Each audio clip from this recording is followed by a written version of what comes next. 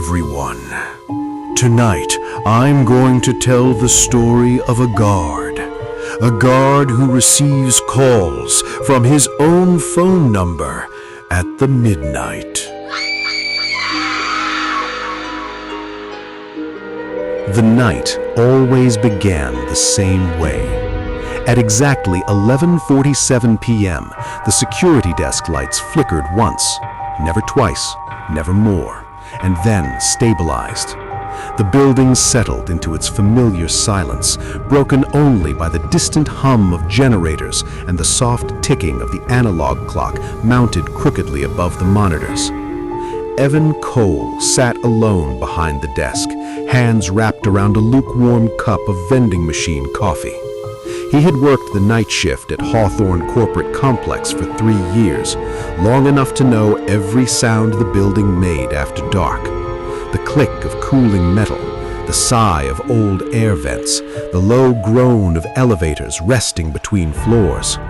This building was empty at night. At least, it was supposed to be.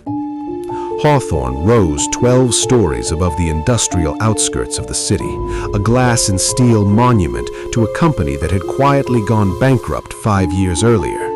The lower floors were still leased to small offices, but after 8 p.m., everyone left. Evan's job was simple. Watch the cameras, patrol every 2 hours, log anything unusual. Nothing ever happened. Until the phone rang. The desk phone hadn't rung in months. All internal lines had been disconnected. Emergencies went directly to Evan's radio or his personal cell. So when the old black landline suddenly vibrated against the desk, Evan flinched hard enough to spill coffee onto his uniform. The ringing echoed, sharp, insistent, wrong. Evan stared at the phone as if it might bite him. After the third ring, he picked it up. "Security desk?" he said, forcing his voice steady. Silence. Then, breathing.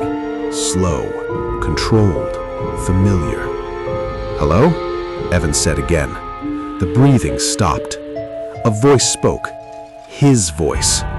"You're going to stand up now." Evan froze. The voice on the line was unmistakably his, same pitch, same slight rasp from years of smoking.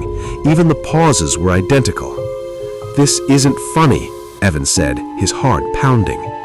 "You'll stand up," the voice repeated calmly. "You'll take 3 steps toward the hallway, and you won't look at the cameras." The line went dead. Evan slammed the receiver back onto the phone, chest heaving. He laughed nervously, running his hair through his hair. Someone was messing with him. A prank. Maybe the phone lines weren't completely dead. Still, the ID caller. He looked down. Incoming call. Evan Cole. His blood ran cold. The phone rang again. Against every instinct screaming at him to run, Evan picked it up. "You're breathing too fast," his voice said gently. "Slow down. You're going to need your lungs." "Who are you?" Evan whispered. There was a pause. "I'm you, a few minutes ahead." The phone clicked off. Before Evan could process the words, his cell phone vibrated in his pocket. Another call, from himself. His hands shook as he answered. "You see the reflection in the monitor, behind you." Evan's reflection stared back at him from the darkened screen of camera 6. But something stood behind him. Tall, still, wrong. Evan spun around. The hallway was empty. His phone buzzed again. "You turned too fast," the voice scolded. "It doesn't like sudden movements." "What doesn't?" Evan whispered. Silence.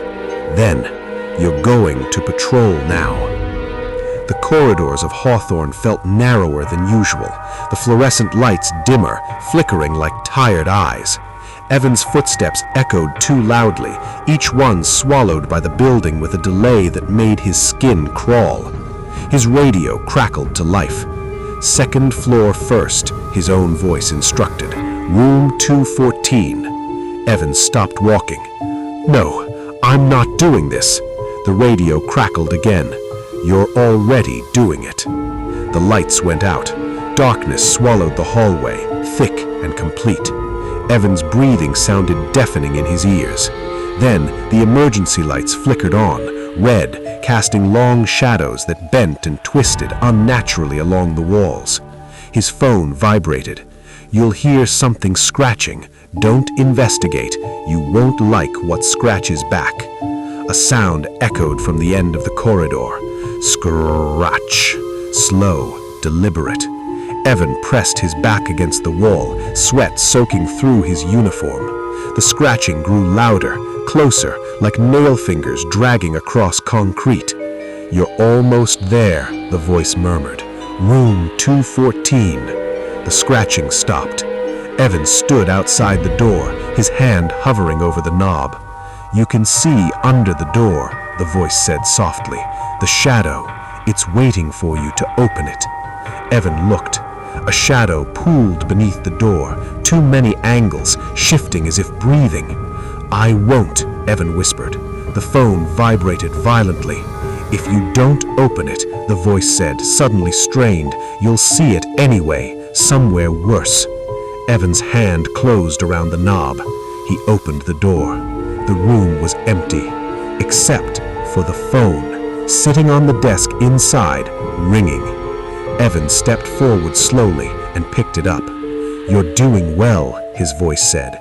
Better than the last time. Last time? Evan croaked.